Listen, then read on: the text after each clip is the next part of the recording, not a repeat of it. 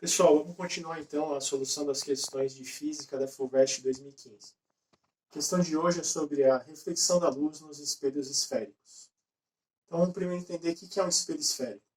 Imagina que você tem uma esfera oca e aí você faz um corte na metade dessa esfera. Você fica com uma calota, como a gente desenhou aqui, essa calota. Então você pode ter uma superfície refletora na parte de fora da calota, então você tem, nesse caso, um espelho convexo, ou você pode ter uma superfície refletora na parte de dentro da calota, que seria um espelho côncavo. Bom, a questão de hoje é sobre espelhos convexos, né? Superfície refletora fora. Então vamos relembrar aqui alguns elementos do espelho esférico que são importantes aqui para a nossa solução.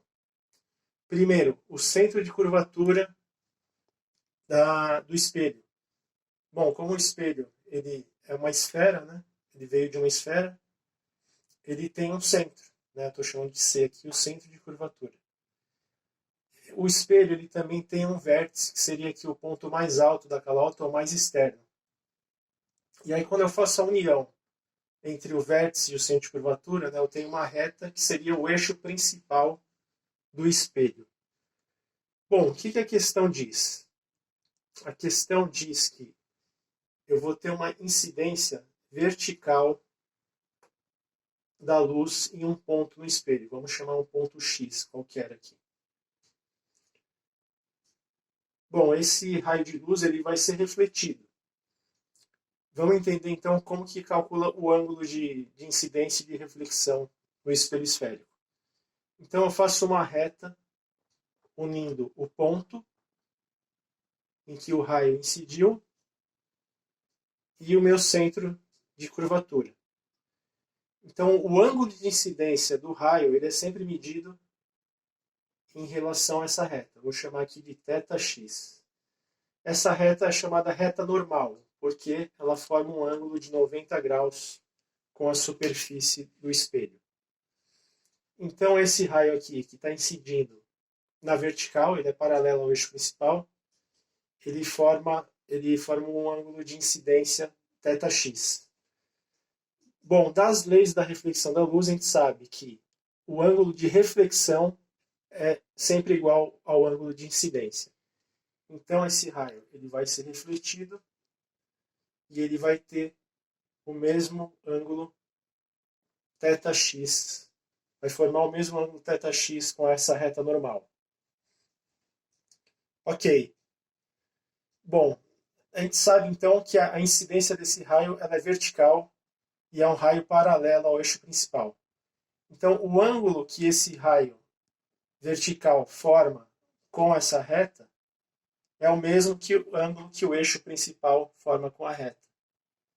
Por quê? Porque o raio e o eixo principal são paralelos. Então esse ângulo aqui é θx também. Agora vamos supor que a gente vai pegar um ponto mais afastado aqui do eixo principal e também vai ter a incidência de um raio de luz verticalmente.